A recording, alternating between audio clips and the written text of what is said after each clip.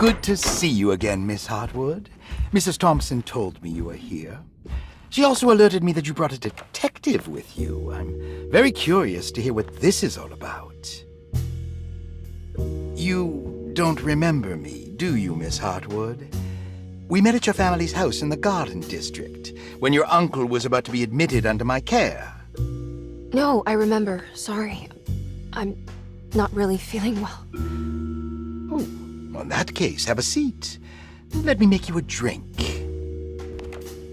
I don't seem to have made much of an impression on you. On the other hand, I can vividly recall you and your parents.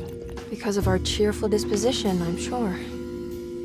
You are far too intelligent to think that. You come from a joyless family, Miss Hartwood. The only amusement I took from my visit was discovering that the young lady's drink was an old-fashioned. Very astute. Is that supposed to make you seem attentive or intelligent? Whatever you prefer. Are you ready to tell me why you are here, Miss Hartwood? And why you brought a detective? I received a letter from my uncle. He seems certain that he was in danger here. If I find out you're treating him badly, I'll be taking him back with me to New Orleans. Really? Is he going to live with you in your tiny garçonniere? That would be a spectacular way to ratify your spinsterhood. Because you are well aware that your father would never let him back in his house. No, I have it. Maybe you can bring him back up north. You've been wanting to move back for quite a few years, haven't you? You always preferred your mother's side of the family.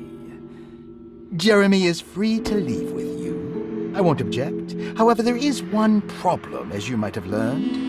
He is, in fact, missing. Do you know where he could have gone? No, I'm afraid I don't. I have my staff looking for him. I'm sure he will show up eventually. Especially if he learns that you are here. He is quite fond of you. What can you tell me about his condition? I never heard a proper diagnosis. What is your medical opinion of him? Well, let me think. He is an anxious man, depressed, even. He suffers from a perceived lack of order in his inner and outer life.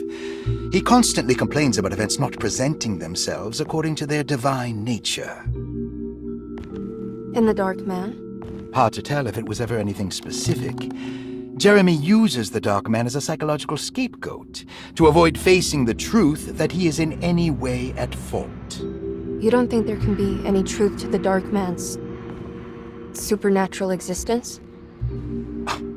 Why would you ask that? Can we ever be sure?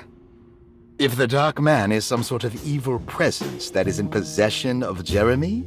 Well, I assure you, any evidence that you experience supporting that claim is purely delusional.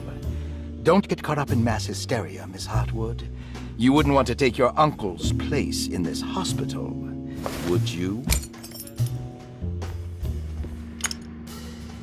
I'll be leaving now, Doctor. I need to keep looking for my uncle. Do so, Miss Hartwood. I'll let you know if he shows up.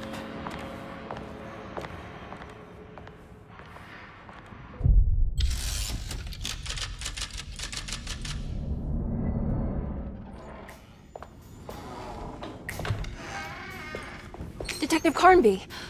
God, I'm glad to see you. I was afraid you had left. Me? You're the one who just disappeared. It's hard to explain. I think I blacked out. It was like I went somewhere else. It's okay, miss. You're clearly upset. No, I don't know what's happening. This is a very stressful situation for you, I understand. Ugh, no, you don't understand. Just take a deep breath. Why don't you sit down, smoke some of the Perique?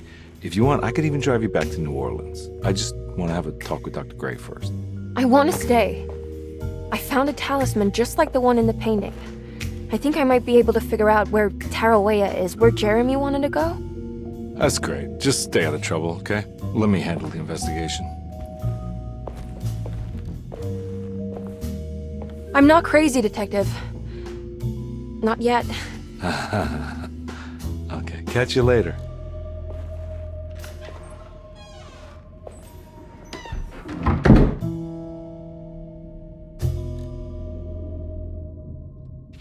Despite making a fool of herself in front of Dr. Gray and Detective Conby, Emily felt surprisingly invigorated. She felt absolutely sure that it was her manipulation of the talisman that had brought her back to Derceto. Jeremy mentioned 2 items in his commonplace book that somehow connected him to 2 more dreams, or whatever they should be called. If Jeremy had 2 more worlds open to him, then maybe he would hide there if he was scared. Or maybe he found a way to Tarawea, the place Jeremy so desperately wanted to visit. Excited to follow up on her clues, Emily set out to find the old clock and the boiler.